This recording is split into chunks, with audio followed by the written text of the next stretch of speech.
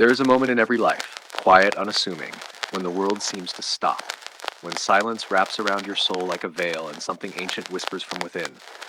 Act as if success is already yours. Not hope, not wish, not someday.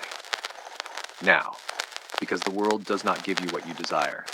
It gives you what you believe you already possess, what you embody, what you become. This is not fantasy. This is the law of nature, the law of the mind, the law that forged fortunes from nothing and carved the names of legends into stone. Edison knew it. Before the light bulb ever lit, he saw it glow behind his eyes.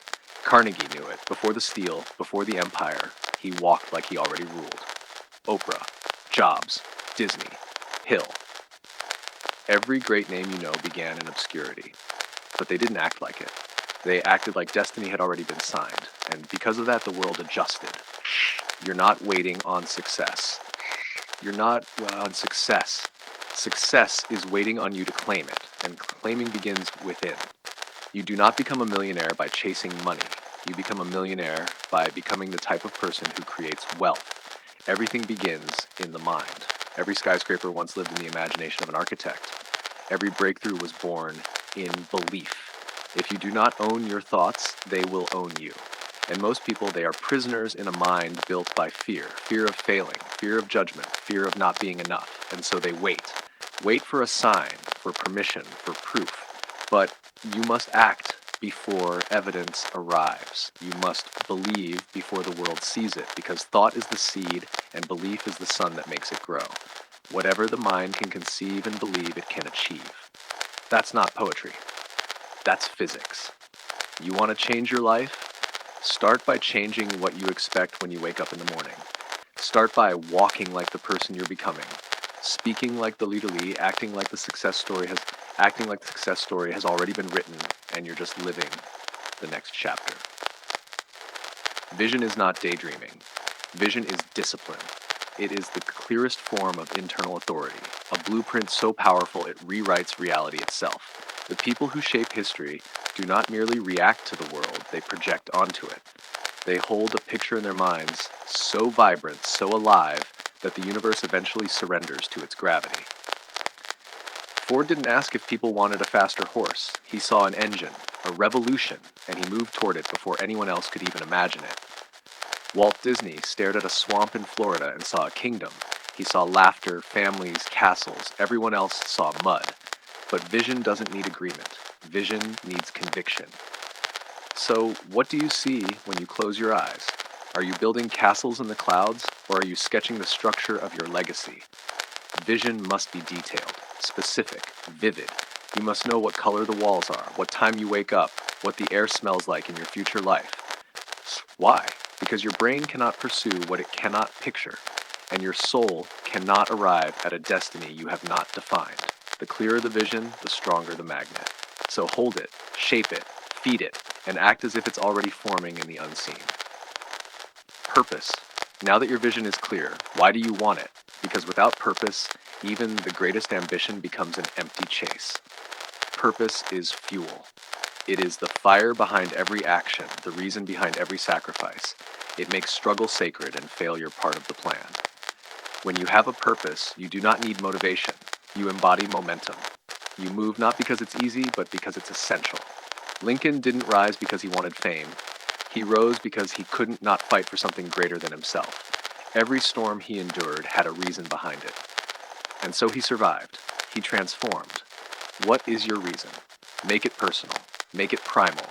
Make it strong enough to break through doubt, distraction, and delay. Because life will test you. Dreams will demand blood. But purpose will keep you standing when everything else falls. And the world follows those who are lit from within. So carry that fire. Let it show.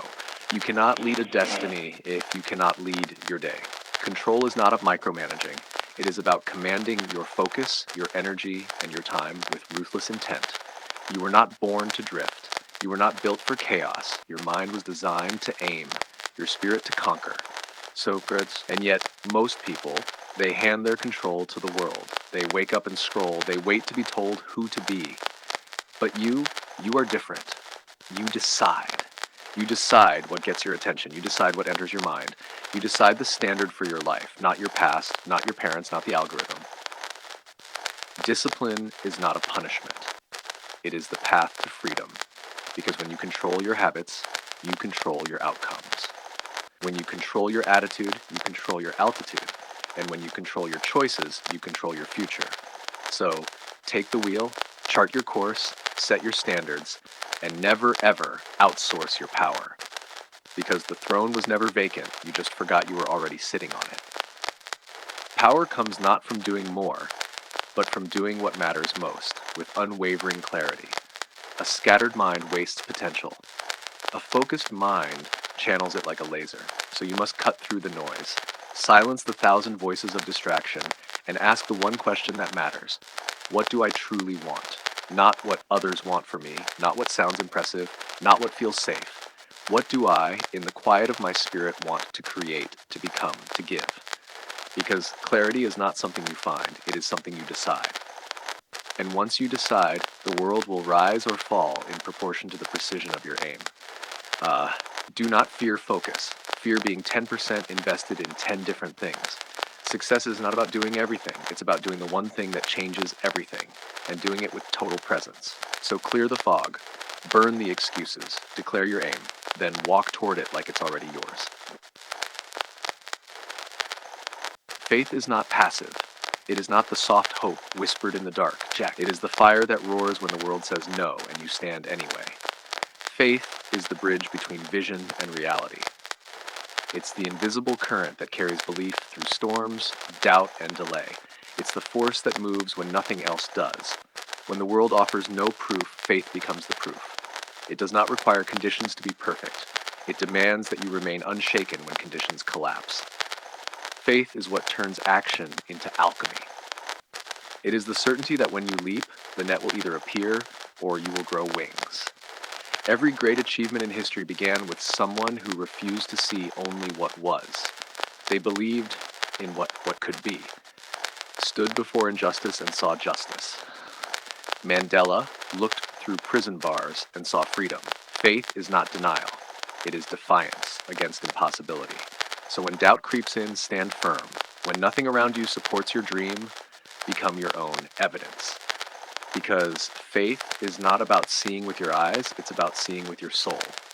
And if you keep walking with that light inside, eventually the world will catch up. Resilience is not toughness. It is tenderness with roots. It is the softness that refuses to break, the tree that bends in the storm but never snaps. It is not the absence of pain. It is the presence of purpose in the pain. Life will hit you.